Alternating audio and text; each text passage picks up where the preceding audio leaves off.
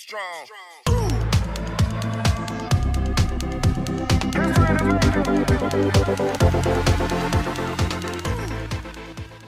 Hi, and welcome to Funny Minds. I'm your host, Lynn B., and I have my co-host with me, and that is... Edward Biss. How are ya? Today we have Mr. Neil Davis with us, who is the bassist for Kiss America. Biggest tribute to Kiss in the world, endorsed by Kiss in every way, shape, and form, I guess, as much as you can be. But Neil is a very good friend, very successful man, an amazing bassist, and an entrepreneur, a banker, a porn star. I mean, he's everything. I haven't seen you in any. But where did I find it? Neil, it's his first hit was called Bob and Neil, and he got I don't know what kind of award it was, but it was a big penis on a trophy. But no, Neil is a very to our show. Very good friend of mine, and the follow-up movie was Spanking Edward Biss. Yeah, that's it. Oh, that's the one that I didn't get past the audition, oddly enough. But do I have Neil? I want to honestly. Do I have to call you Edward for this whole interview? Because yes, you do. Legally, I think I've known you for over a decade. I've called you Eddie, SOB Eddie all the time, but all different things, but never Edward. POS, late. Yeah. And whatever you'd like to call him. You could call me a giant nutsack. We've known each other that long. But no, it's honestly, we are very appreciative, Neil, to have you on as a guest today. Again, we wanted to start off 2024 on a high note, which is bringing back our most successful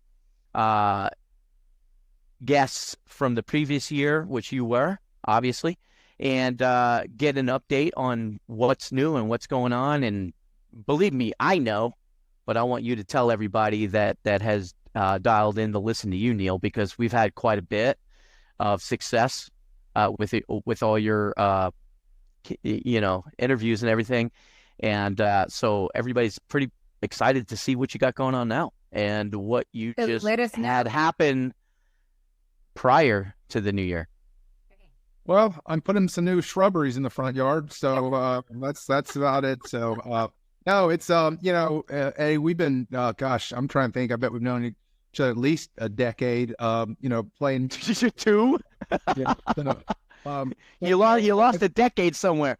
Yeah, something. But I'm just excited here in 2024 as I was when we started 2020 and 2010 and 2005. I mean, music kind of. I know these words really, but echo how you feel is that it's a big part of my life. Will always be a part of my life, and I'm really happy that I'm still as excited about it at this point in my life as I was when I was a little teenager sitting, my first guitar, in my living room or my bedroom, and having my dad yell at me to turn it down. And yeah, you remember those days. yeah. And I think this year's gonna be a great year. I mean, the band's got some incredible shows already booked for the year. As you know, I'm involved with putting on Kiss Expo type of events. Last year did Kiss Cancer Goodbye in Sarasota. Yes. And yes. 2-day rock festival where we had multiple members from Kiss and other musicians in town. Played great music, and we raised over $60,000 for the American Cancer Society. Oh, wow. That's great. That's great. Yeah. $60K? Yeah, I appreciate it. The first time we did it a little over 12 months ago in Nashville, we did Kiss Cancer by One. We raised a little over $40,000. We did a little over 60. So, in a 12-month time, we raised over $100,000 donated to fight this, horrible, terrible, disgusting disease of cancer. And I say it often, and because it's important to say, is that cancer is so big, it never sleeps, it never rests, and its goal is to take the people that we love, our friends, our siblings, our mothers, our grandparents, as well, And it takes a community to fight back a foe that big. And we feel great that, we've empowered, the world of music to play a part of contributing towards that battle. I think that's wonderful. Absolutely. Wonderful. Absolutely. And I see it on my Facebook page a lot. I see an awful lot of Kiss America and all the places that you're going to or you've been and what you're doing. And it's great that the actual band, Kiss, endorses you and they show up at different events that you do. I think it's absolutely incredibly wonderful. Well, Eddie your son takes a little liberties with that. I don't want to say that Kiss endorses me. I say, all right. We won't use the certainly have some Kiss, like at this. Okay. We had Ace Frehley there. We had Bruce Kulick. We've had Peter Criss. We've had we've had multiple members from Kiss attending our events. But I probably, in fairness, should say short. I definitely libertied out on that one, but yeah. I'll take it. But it is members of Kiss. It is members of Kiss. So they've been but hugely supportive of what we're doing. Kiss is, as a band, as a community, is no different than our world.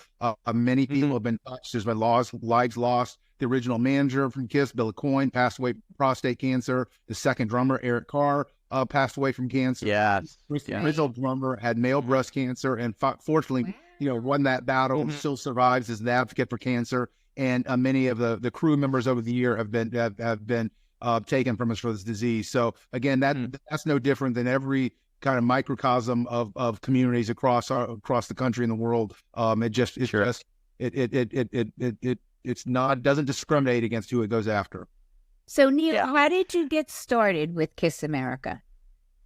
Well, I've been, playing music my whole life, and I'm a lifelong Kiss fan. I was the weird kid who had all the posters as a lunchbox as a child, and thought I was the only person in the world who was that fanatical about a band. I love the music. I love the theatrical part of it all, and it just really struck with me. And for better or worse, I never really grew out of it all. So I always was playing music, and was in original bands, it was in cover bands, and I think in the mid 2000s I saw some Kiss tribute bands, and kind of a kind of motto is like, hey, if someone else can do it, I certainly can at least try. And so I put together an original Kiss tribute band, 2007, 2008. And, everything that could go wrong with a band went wrong. And, Eddie, you've seen those type of things. And situations. Oh, yeah. That's cool. That's called Murphy's Law. Yeah. So, but I learned a lot. Musician's law. Yeah. So, but that's okay. I mean, there were still some good experiences and some good friends were made out of it. And but I learned that this was a great concept to do, and that I thought that it could be done well if I kind of retooled it. And so I put together a new band with Kiss America, and we met. I had been working on. Took me about a year and a half to get with our joint booking agent, Maxim Bands, to bring us on, and they we were fortunate finally to be the right place at the right time. And he took us on around 2010, and we started off, Lynn. We were rough. Some bands come out and you see them their first show and they're fantastic and you just wowed. And we did it the old-fashioned way. We started off and we made a lot of rookie mistakes, and we when someone said we did a good job, we were thankful of it. And when somebody, more importantly, said, hey, here's what I think you can do better, we listened. And every year we tried to get a little bit better. And, you take a step forward every month as a band as a whole. Enough time goes by to you've gone a long way. And, we're still always growing and improving, but, over a decade, now almost a decade and a half, we've done enough that I think, kind of, gotten a lot of the mistakes and things do wrong behind us, and try not to make those same ones as well. And the things we do well, and I think we do more things well than we don't. When we started, we probably did more things poorly than we did well. So we flipped that relationship, and we feel really excited. We think there's some great bands. Eddie, some of the great bands out there. You're a part of some of those great bands. And we have all the respect for our peers out there, and think we finally, over the last few years, gotten to the point where we can kind of hold ourselves in the same level as some of the other great bands across the state. And that's not trying to be bragging. That's just I think just the result of 15 years of hard work and dedication and love. Have you had a lot of turnover in band members over the years? Yeah, well, I think the original drummer and I are the original two. And yeah, we probably had a couple different guitarists, a couple different singers. People move on, and life changes for everybody, and that's a common theme, unfortunately, in music in general, but especially in tribute world. Neil, it's no fault of anybody. A lot of times people do move on, people have a change of pace, because it's tribute world. It's not like, you're actually in Kiss. Right. That would be a different story. But you have a life, like people have lives. I have family, I have, kids, you have, wife, and but you have still maintained a pretty good consistency since I've known you on the scene. We probably really where it's been shit. I've known you probably, you talk about a decade. It's probably been closer to almost 2. Yeah. But what I like and what really stands out to me, Neil, is where you've taken the band visually, because Kiss is such a visual band.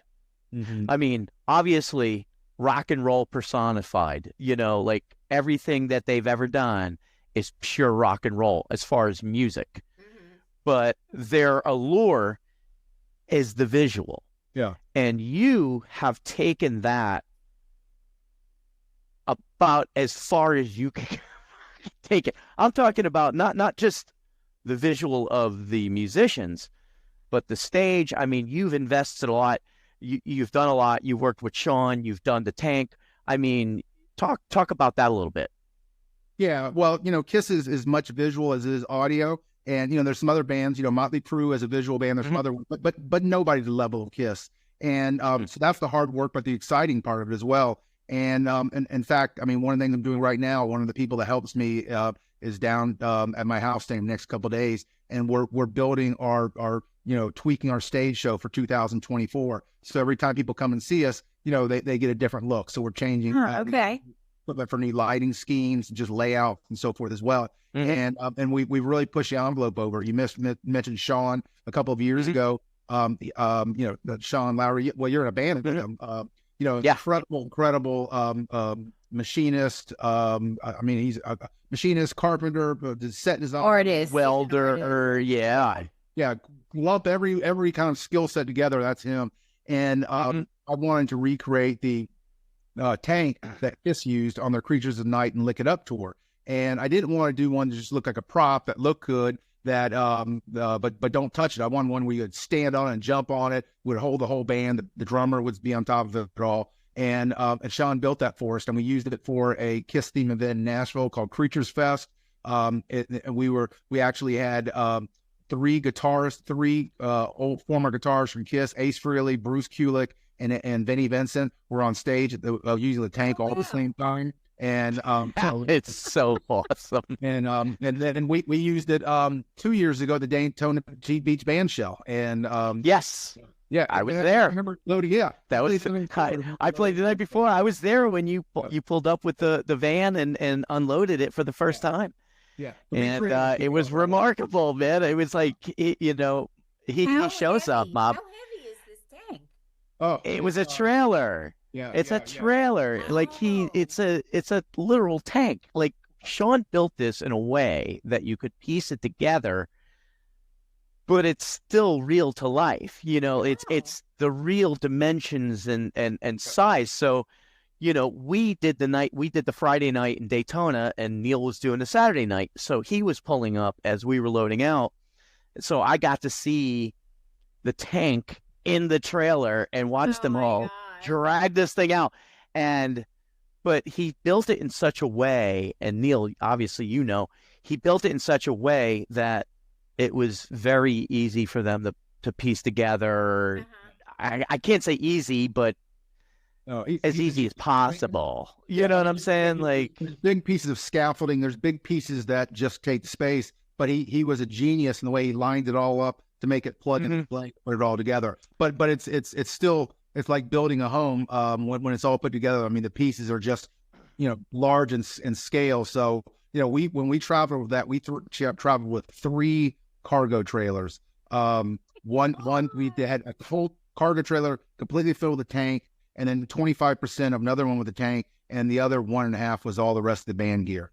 So it was pretty magnificent. So. Wow. So you basically you're taking a tribute to the next level, and that's really what I want the listeners to see, hear, and feel, because it is serious, and anybody who knows anything about the world of tributes, which is becoming really a big thing. There's people who do it well, and there's people who don't. Mm-hmm. You're one of the people who do it really freaking well. You know what I'm saying? Like you take it that extra notch, which I think the fans appreciate, the people who love Kiss appreciate, and definitely your friends and your peers appreciate, because it's cool to see.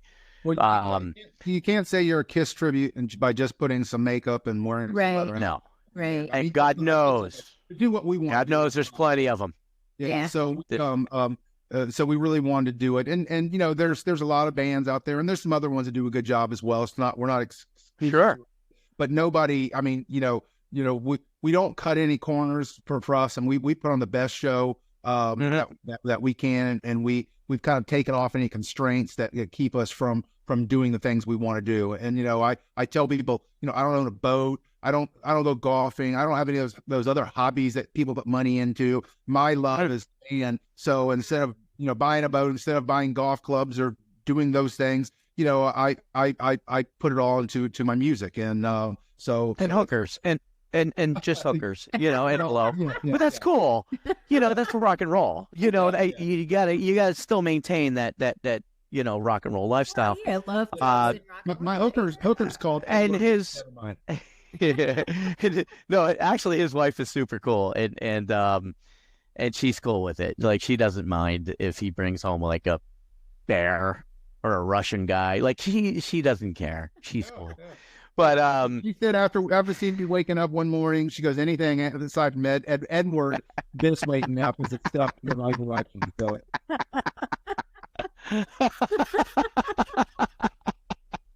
There's only one way to go, and that's up from there.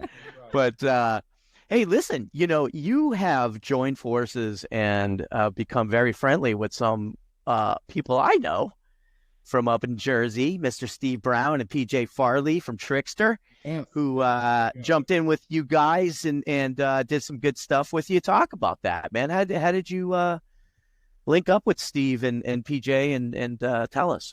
Well, a couple of years ago, I was doing an event at the one in Nashville, and just a fan of Trickster, and we were filling up the lineup, and I knew the agent that represented him. I reached out and said if they want to be a part of it all. And Trickster, first, for people who don't know, PJ and Steve are the guitarist, bass players, and really the core nucleus of that band. Huge Kiss fans.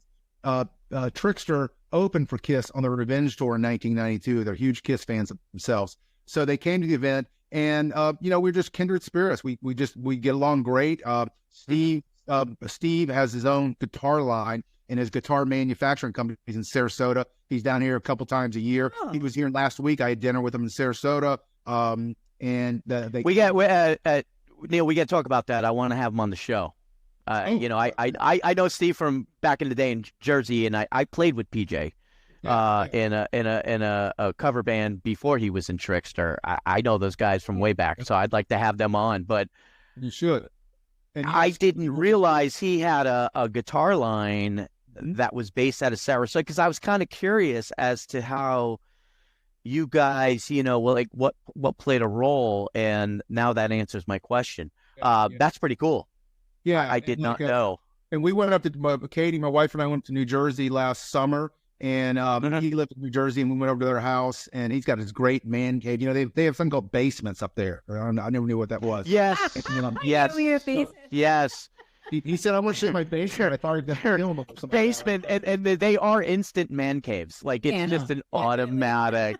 I thought it was in a horror movie. I said basement. I mean, am I going to kind of get a knife today and so forth? But he Did went you down. go? Did you go to PJ's or Steve's? Steve's. Where's he at? Is he up north? He's in the mountains. Is he up by Ringwood? Is he up by Ringwood and Wanacue? He's northwest of north. Listen, he's in New Jersey. I don't know much more than about that. No, because my mother, she had a house up in Wanacue, and I think at one point PJ told me that Steve was in Ringwood, and I was like, "Oh shit, that's like the next town over." It is the mountains. It is. It's the sticks. Yeah. Hold on. I can't yap out his home address over the phone, but I can. Yeah, don't. Oh, yeah, right. Steve, like, thanks, bro. Yeah. Thanks for broadcasting my address. Ringwood, New Jersey. That's what it is. Ringwood, yeah. Yep. So, but anyways, great. We went up there, and it was kind of joking. Is like, how things change. So we went up there and to see them for the night. And what we did is we had some dinner, and we went out and got ice cream together. So it wasn't any much but that crazy rock and roll stuff. We went to an ice cream parlor overlooking the mountains, but we had a great time. That's awesome. Steve's, a lot of people don't know this, but Steve has been the official stand-in person for Def Leppard the last 10 years. Yes. He's Yep. whenever if there's last minute where one of the two guitarists has something happen, Steve fills in. He's probably played for him like a dozen times. PJ's and also Quarantine and Fozzy with Chris Jericho. And, Steve just producing the new Ace Frehley album. I mean, they're both just continue to be, successful, just multifaceted musicians. And PJ also toured with Lita Ford. Yeah, that's right. You did do Lita Ford. I mean, and PJ's great. And, when they came down here, we did a comedy show, and the two of them did stand-up comedy for us. That is awesome. Honestly, that is awesome. PJ, you got to understand, PJ and Steve are from Jersey, Mom. They I played with PJ. He was Cliffside Park. Steve grew up in Paramus, and we used to play together every month at a place in Hillsdale. It was some little shit bar, but we play every month. And I know those guys for so long, and I watched their progression from their start to where they are today. And it was very unique. I mean, they parted ways with their bass player, who which is where PJ found his home with them. They were basically told, you fire your bass player because he's not pretty enough. And they got PJ, who was pretty enough. But that was the 80s. It was the 80s. And it served well. I've been told that plenty of times. I know the feeling. So yeah, I was probably that and you are got fired. I was the one that they told me. You were the one. You were the wah. But PJ was back then had hair, and he was the shit, and they were good guys. They were just. He's bald now, but he's, back then they had nothing but hair. But Steve is a great guy. I did too. I had a lot of weird purple plum looking hair that I came back from California with. But Neil, that is super cool that you hooked up with these guys, and I'm blown away. I got to catch up to Steve now that I know that his guitar line is down here, because A, I'd love to talk to him about his guitars, and B, I'd love to have him on the show. Yeah. But what do you have coming down the pipe? Yeah.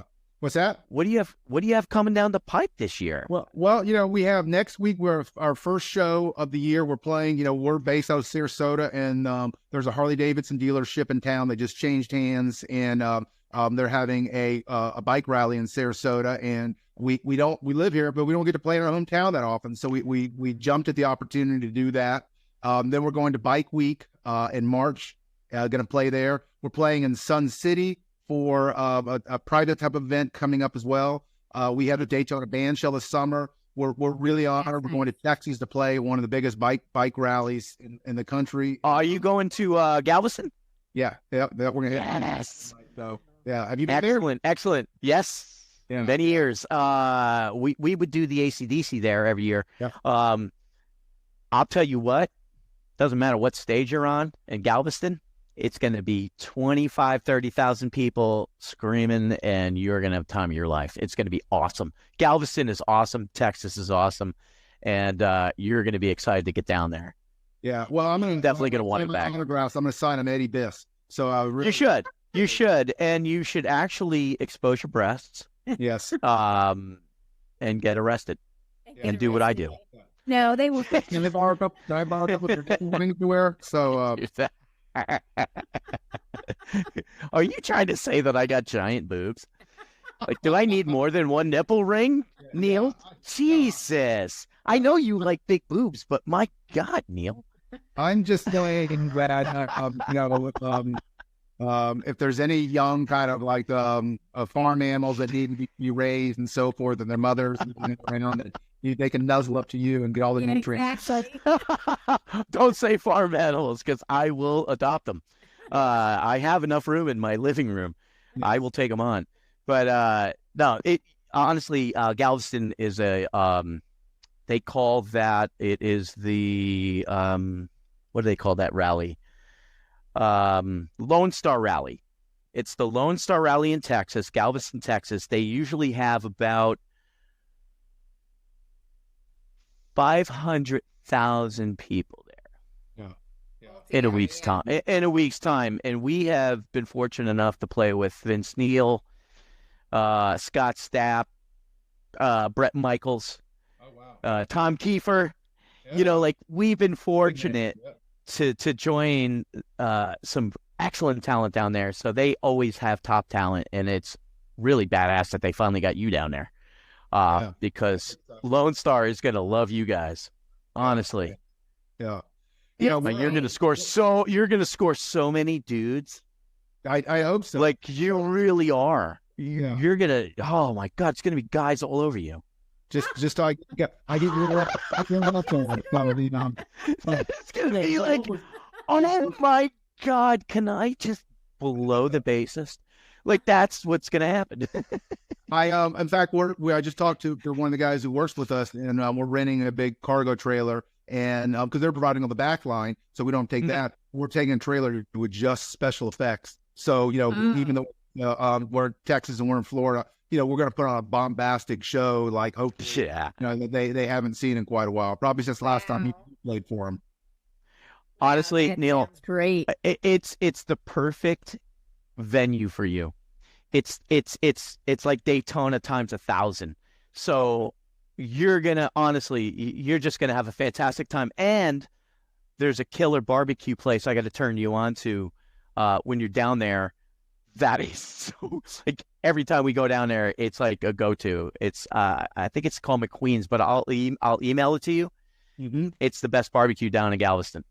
Excellent. I'm talking ribs all day long. It's really good. But it's a fun place, and you guys are going to tear it up. Good people down there. Yeah, thank you. So, when is the Kiss America movie coming out? Well, when can you come down? And we need our kind of grip. You're our film grip. So am I the best boy or the key grip? You're the best. You're the best grip and so forth. So I'm the key grip, right? Yeah. Man. Hey, as long as I get my name in the credits, Neil, that's all that matters. Are you really doing a movie? You're doing a movie? No, I'm joking. I'm busting his balls. I don't know. Come on. We because we changed our show up so much. We usually record a new kind of promo video every 12 to 18 months. So we'll probably do that again. And we've done it at Daytona because we love the scenery there. We might do it in Texas because it's great to be able to pan out and see that big crowd and Yeah. 3,000 or 4,000 people there. But if you get that many in Texas, we might hold off and do it there. Dude, I'm telling you, please do. I mean, Daytona, yes. And I seen the one that you did, and it's phenomenal. I mean, it really is very well done. But I think Texas, that crowd, a very large crowd. I'm talking, you're looking at 7,000 at best in Daytona. you're looking at 25, 30,000 in Texas. So I think for you guys, that is the way to go. But again, Daytona is.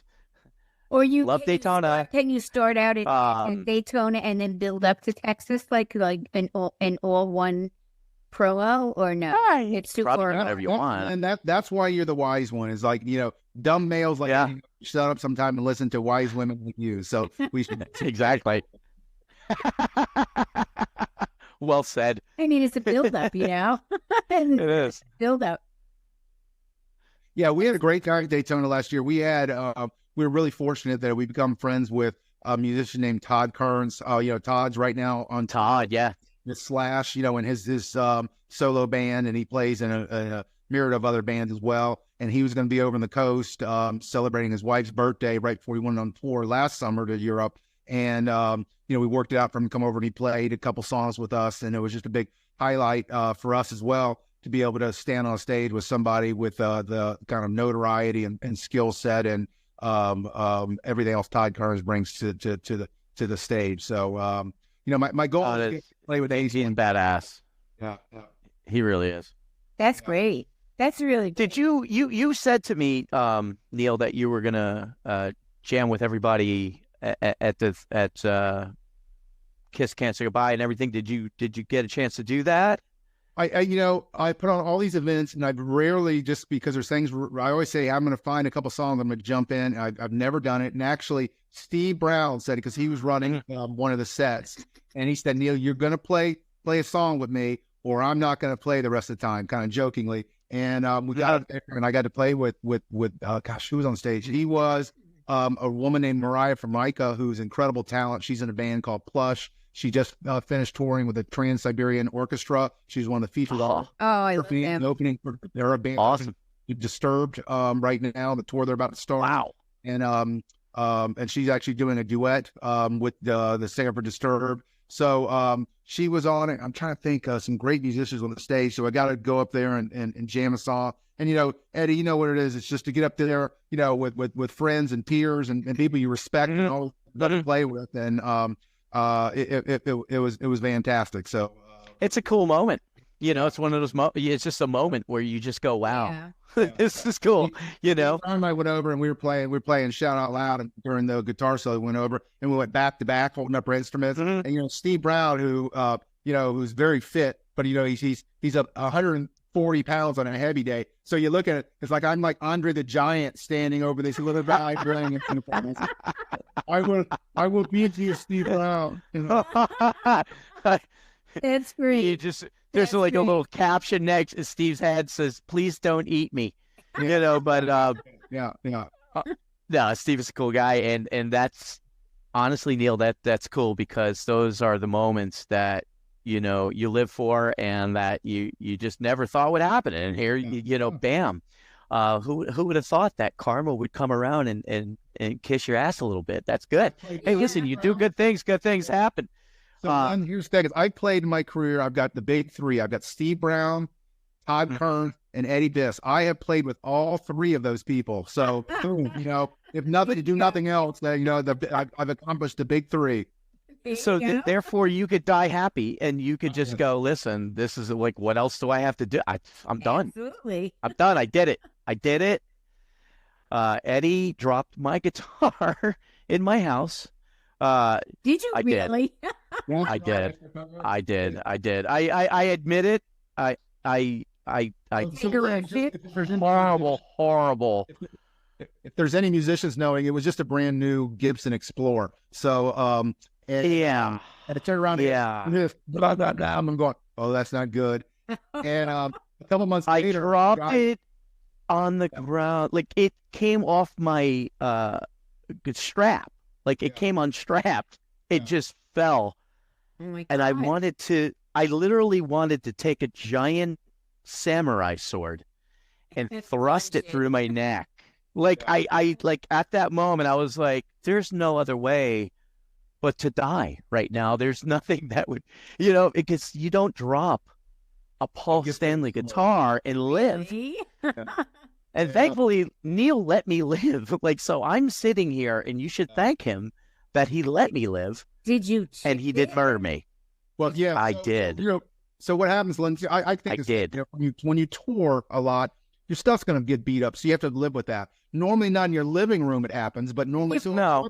I've learned that. Not from one of your buddies. No. Yeah, No. So we used that at a show after that, and one of the guys was looking and going, "Wow, this is a beautiful guitar." We're down, go.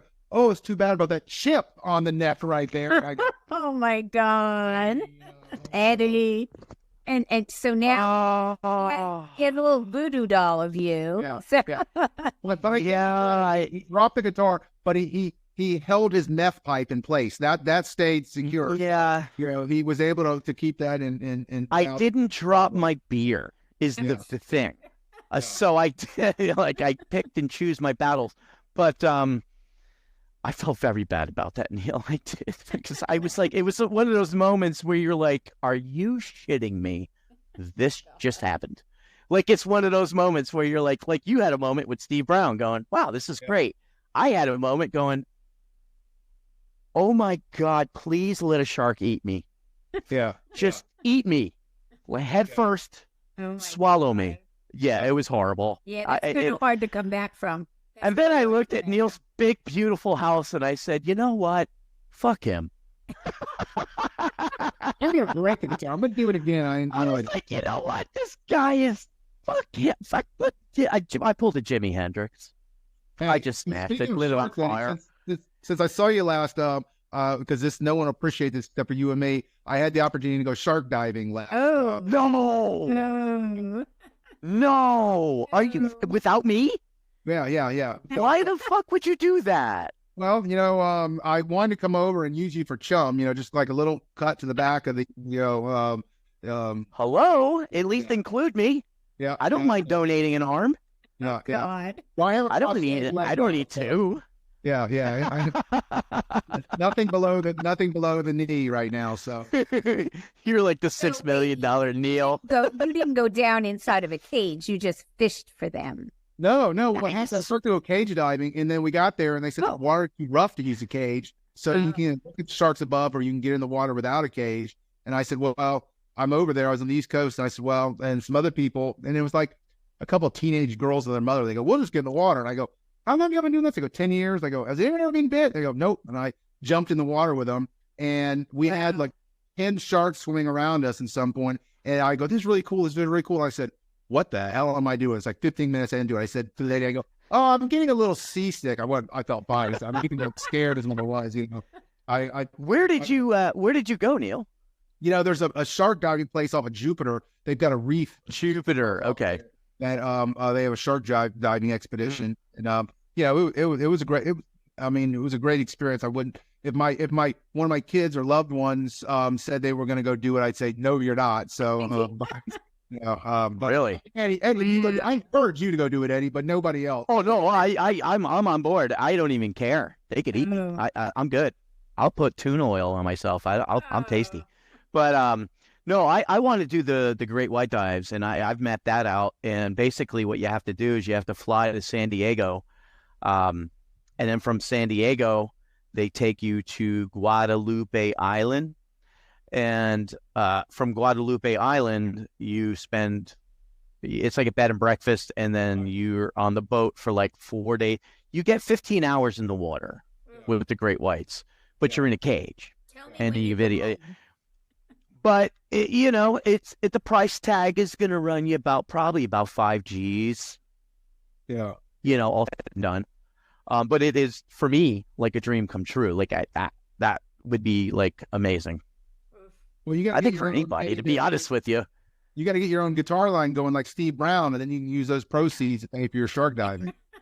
That is a very good idea, Neil, and that's why I pay you the big money. Yeah. Because you're an idea guy. Yeah. And actually Steve owes me $4 million, so I should collect from him. Yeah. But he left it here for me. I told him I was going to come on here. It's sitting right next to me. Well, I told him that Moose and Rocco were going to come and pay him a visit, so he knows what that means. No, so he's paid up, and what I did is I had a guitar repair person over here to fix that Explorer, and they fixed it, and they charged me $4 million. So everything's even. So we're clean slate then. So We're good. Clean slate. Everything's Sweet. All right. Well, tell Steve I said thank you, and tell Paul Stanley. Yes. Fuck yeah. So are you doing But fundraisers this year for cancer again? Do you have a So they're going? we're gonna do. We'll likely do something. I mean, I've done an event every year since 2009. We even were crazy enough to do events during COVID. We're looking at some ideas. The challenge, Lynn, every time as I do one is that how do I make it unique? How do I make it novel? Again, I do this. We're not Live Nation. We do that because we're fans putting on events for fans. Try to put on that we want as a fan that no one will give it to us. So it's trying to come up with some new concepts and then talking to the artists to see if their schedule permits, see if they'll buy into kind of my crazy ideas. And they've all been great. I've had some conversations last week with some members from the KISS universe about some ideas for this fall. So we don't have anything officially done, but I would be really surprised if by the year ends and we haven't done something. Yes. Okay. All right. So it's basically kind of almost an anticipated annual type of thing to whatever extent, if you find the right way to present it. Obviously, you're always looking for something new and exciting, and keeping kind of the same theme, but yet trying to one up yourself.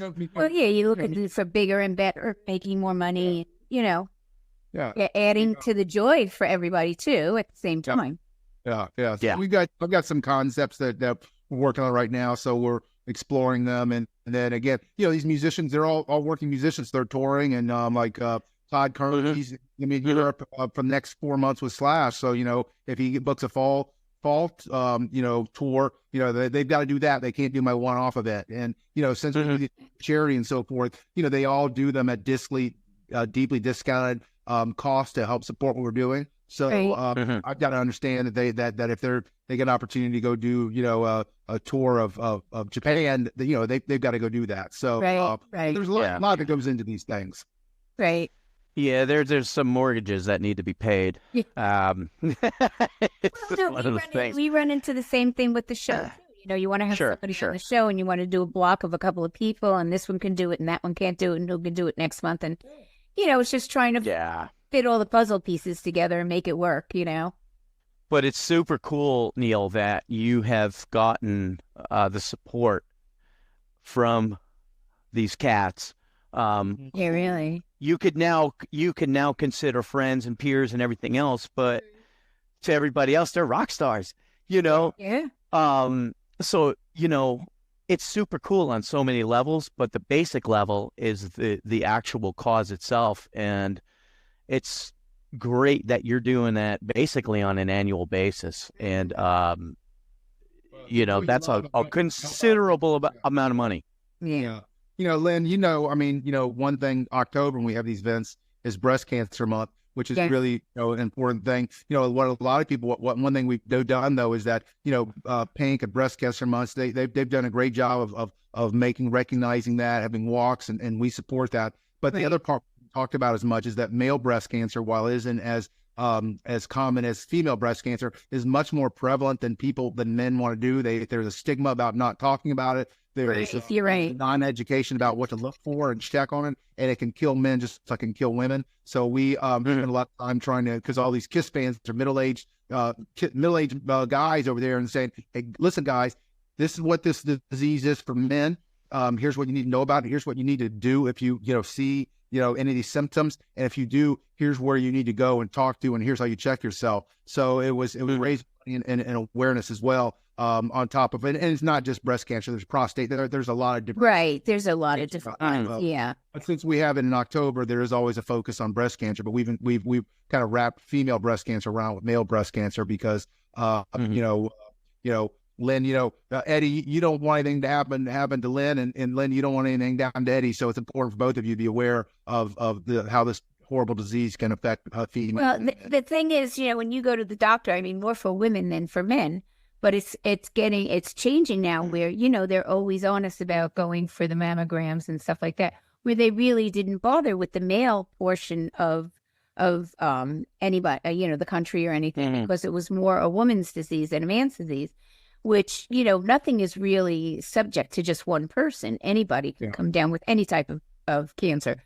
So, I do know that, doctors are becoming very proactive in telling their patients, if they are men, that they need to go and they need to be checked, or check themselves, or show them how to check themselves and what to do, and it's very important. It's very, very important for everyone, I mean, well, the last time you were in my house, you wanted to check me for prostate cancer, and I appreciate that. So, yeah, but that involved peanut butter, and that was a little weird. But honestly, I think it's just great that you're bringing the awareness, really, honestly, Neil, because the average guy does not think about that. It just is what it is. Yeah. It just, and I've worked at a hospital. I've seen it. Like, you just don't. It's not talked about. It's not discussed. There's no, unless someone like you brings it up, no one talks about it ever. No. So it is a very big thing. And there's some other stuff too that guys deal with that are now coming to light, that like colonoscopies. They used to make you do a colonoscopy when you're 50. Mm-hmm. They're realizing people are getting colon cancer in their 30s. Right. Why would you wait until you're 50 to check that? Right. When it would take you 8 seconds to check it when you're 30. Like what's the it's the insurance company. 20 years. Well, no, I get that, but at least there's more awareness now. Like there's more. It's being discussed. Doctors are going back and saying, okay, let's. And that's what I'm trying to say is that's where it all starts from. Is you make awareness. Like you did, Neil, with the male aspect of it, and once you get the awareness out there and people start talking about it and thinking about it, eventually things happen. So it has to start somewhere, so I give you a big kudos for that one, because, aside from cancer, which is obviously horrible, you're shedding light on something that people don't normally even think about. So thank you. If I could change the subject, I got a question really for Lynn, if you don't mind. Mm-hmm. Eddie is, plays, is a monster of a guitar player, and he sings like he's got an angel voice. Did you pass those genes to him? I mean, how did he?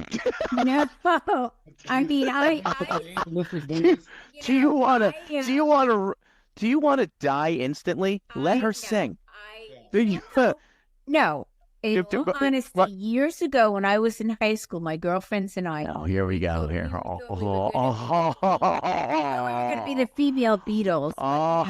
Like nobody wanted to do anything like put a band together. They just wanted to sing Beatles songs. And I'm like, there's a big group out there that just did this, and they're very full of shit, Neil. She's so full of shit.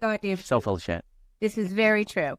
So we did like little little things like the American Legion or stuff like that, and what's that? I mean, you couldn't nobody was being original, so I didn't want to do it anymore, but I had a lot of fun doing it. But I'm not. You're trying to tell me you had a gig? Like you actually had a gig? We didn't have a band, Eddie. We didn't have a band. If you would have read my book, you would have seen in my book what I said. But anyhow, can't read your book. I'm not, a musical person. I love to sing. I love to dance and stuff like that. But I don't play any instruments. And we'll just leave it at that. However, my mother played the piano.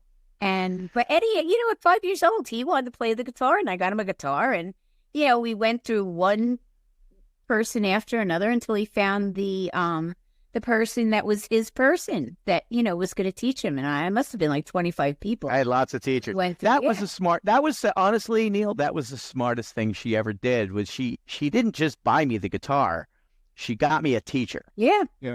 That's the trick. Because why buy someone an instrument and not get him someone to teach him how to play the instrument? But the thing was, makes no sense. My mother played the piano by ear. He played the guitar by ear at 5 years old. Why wouldn't you get him a teacher? Because, I'm looking at a 5-year-old that can play the guitar. She got me a really fat dude who taught me how to read music, and I was playing like Jingle Bells. when deep down inside, I wanted to rip some Zeppelin. It's like, like 25 people. I'm still trying to figure out how to play Jingle Bells on my bass, so maybe you can show me how to play it someday. So I don't even know, Neil. About 2014 or 15, I don't remember the year. We were at a holiday party, and for the guys who have the Skinner band, they have a big warehouse. Oh, Tommy. Yeah, with Tommy's place, and Eddie and I, I don't remember what we played, but we played a song. Everyone's getting together jamming, and we got up there and played, and we were singing into the same mic, and they have monitors right in front of you, and so we're singing into it. So I heard it, and I don't know why I never heard it, because with the monitors you just hear it right at you, and I hear him going, damn, that guy can sing. I go, burly, ugly guys can't sing like that. And I go, man, that guy, no, I'm kidding about that. But I remember thinking to myself, really, that stood out to me, because I knew you were a great guitarist already. And, but in a band, you're singing backup, it's all blended in with everything else. So, yeah. With that monitor. Oh, that's funny. Getting off that stage, Eddie Biff has got the voice of an angel. He got sugar in that voice. Dude, it's funny as I remember that night, because we had such a blast. And I think the coolest thing was that Rich was so surprised. Like, he had truly, it was a surprise party for him. Yeah. And it was all the bands that he's basically helped throughout the years. And we had it at Tommy's band garage. Yeah. And he was so surprised, and he was so happy, genuinely happy. Yeah. Like, wow, these people really care about me and give a shit. And Rich is such an, obviously, and we've had him on the show, Rich Rubin, he's Maximum Bands, long time, great friend of mine, and a master at what he does, but he was genuinely happy. It was cool to see, but that was a good time, Neil. Initially walked in, he was mad when he realized there weren't any hookers there. So then he saw everybody else and said, "Oh, I'm okay."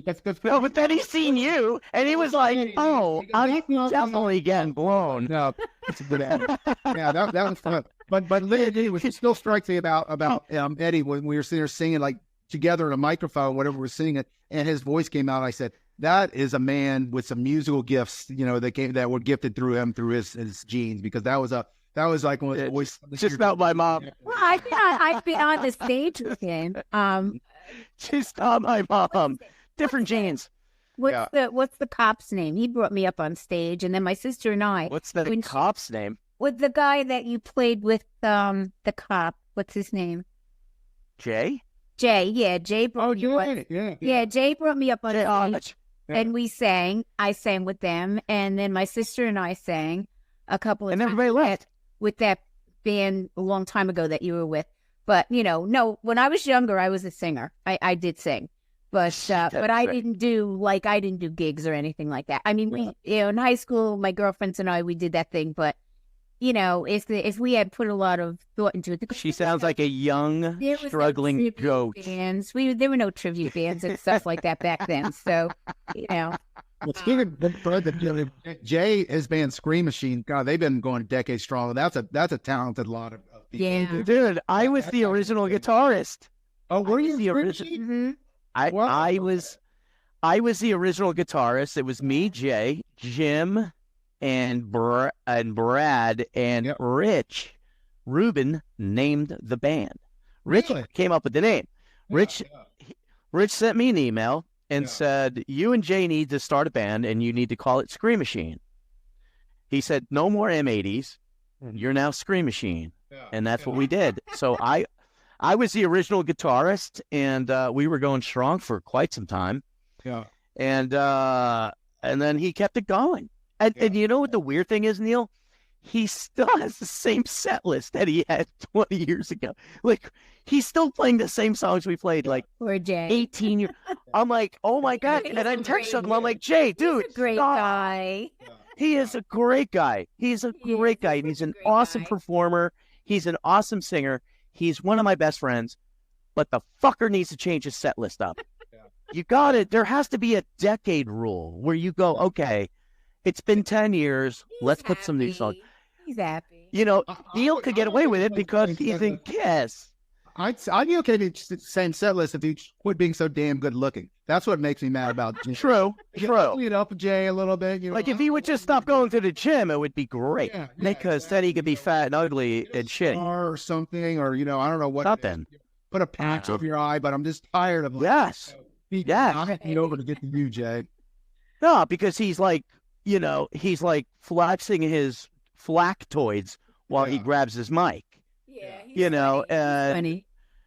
he goes to the gym, Neil, and he works on his flactoids. Did you know that was a thing? No, I thought that's a toy. You go to the gym, and that's a toy you work on. Is the flactoid. I thought I read about that like a drug on a commercial. Like, don't take flactoid if you're like, pregnant. Side effects. The side effects are horrible. You may look like Jay Hodge. Yes, yeah. You may sing a lot of Van Halen. Yeah. Well, Brad in his band's a hell of a bass player too. I mean, they all are great. They're all really, really solid. Brad moved to Texas. No, he's back. He's back. He's back? Wait. I just saw a video of him over the holiday. Let's just flew in for a holiday gig. I just saw him in there. So I'd heard enough for, but no, yeah. Yeah, he's a pilot. So he took a job in Texas. Wow. Yeah. Okay. Yeah. Well, good. I love Brad. Brad, longtime friend. He's a killer bassist. He's a good guy. So Neil, let's tell all our fans where they can find you. Thank you, Lynn. All the skinny. We've a couple different ways. We have a website, which is kissamericaband.com. We have a Facebook page, which is Kiss America. And then you can also find me on Facebook at Neil Davis. And then we have a Instagram of Kiss America as well. And then we also have those urinal cakes in most bathrooms with our information on there. So and most of your best fares and which somehow has my picture on it. How did that happen, Neil? Hello. Yeah, I didn't give you licensing rights to my picture on a urinal cake. Well, I really appreciate you taking. I chipped your guitar. You could put as many urinal cakes as you want out there. I owe you forever. But be with us today, Neil, because honestly, I am excited for you, Neil. 2024 is going to be a big year for Kiss America. You guys have done some great things. Kiss Cancer Goodbye. Definitely go and see Neil Davis on all his platforms because he is a true rock star and a handsome guy. I don't know. His wife doesn't think so, but I think so. And a good person. But always a pleasure to have you on, Neil. I really appreciate you taking the time to always chat with us and keep us up to speed. We have a lot of listeners, believe it or not, that actually like you and want to hear more about Neil Davis. So I know I paid him, but that's a different story. We'll square that up later. But I'm really excited, man. I'm excited for this year. We'll have the Carnival Crew Kiss America World Tour. There you go. Honestly, that would be a great thing. That would be, honestly, I would be on board for that. And I know Callie would. Like, if we just left, packed up, and hit the road, booked it, like, let's say 10 dates, and you just go, and you book it, and you do it, and you come home, like I did with Queen. Yeah. I would do that in instantly. Sign me up. We'll switch it. Yeah. Well, we'll let you headline every show. Doesn't even matter. Set the stage up, get a kiss. Fuck, we'll just warm up. I don't even care. This way I get back to the hotel. I get to the hotel room quicker. But no, we get the stage set up and get the tank, which is basically you in a Speedo. Yeah. We play all the Bob Jr. High School and Dairy Queens and everything like that around. Yeah, we'll show an hour before the show and just hire roadies. But no, honestly, sign me up. That would be actually a killer idea, and it's something I should really pitch to Rich because he would be on board for that. He really would. That would be fun. That would be fun. We'd go somewhere weird, like I don't know, Wyoming, like just go, like across the country. Let's be cool, and we'll document it. We'll film it. Yeah, do a doc. There's our movie. Kiss Motley Crue tribute tour documentary. Yeah, that's right. How badass would that be? It would be amazing. So We could just pay to see Callie what he looks like in the morning. I want to share a couple of chocolate. He's my bunkmate. Hey, listen, we all have one sleeping bag, Neil. The whole 2 bands in one sleeping bag. Yeah. That's a party. That's it. So I want to thank you, and I want to say to all of our fans, we are funnyminds.com, so you can go on and find us under that name. And if you go on the website, we have some crazy things that you can buy from our store. But like Neil, we have 2 organizations. We have 2 organizations that we're very involved in, and that's St. Jude's Children's Hospital and Women's Breast Cancer. But I guess I can change that and say Women and Men's Breast Cancer. So when you see that purple button, if you're able to, please make a donation, because it's very important for the people involved on the other side. And with that, I am going to say thank you again. And I ask everybody to be happy, to be healthy, be wise, be safe, and to smile and laugh, because laughter is always the best medicine. So I'm going to say goodbye, Neil, and it was a pleasure to have you. And we're going to be looking for all these good things that you're going to do this year. And, and take him along with you, but drop him off once a month so I can have him on the show. Sounds good. Well, thank you, Len. That was well said. Neil, honestly, thank you so much, man. Honestly. Thank you. It was a pleasure. And tell your wife I'll be a little late, but I'll be there. Okay. Well, probably. That's it. And he's like, I'm so ordering a hitman right now. Yeah, I got sunny side up in the morning, please. So, do you want her to make a sandwich on the way out? I'll sing you a lullaby. Oh my God! And then I'll wake you up in the morning. She'll fucking crush your soul with her voice. No, she doesn't have the voice of an angel. Believe me. Yeah, well, okay. I inherited that one from Jesus himself, because it ain't genetic. But right. Thank you so much, Neil. Thank you. Take care. Bye. Bye. Be well.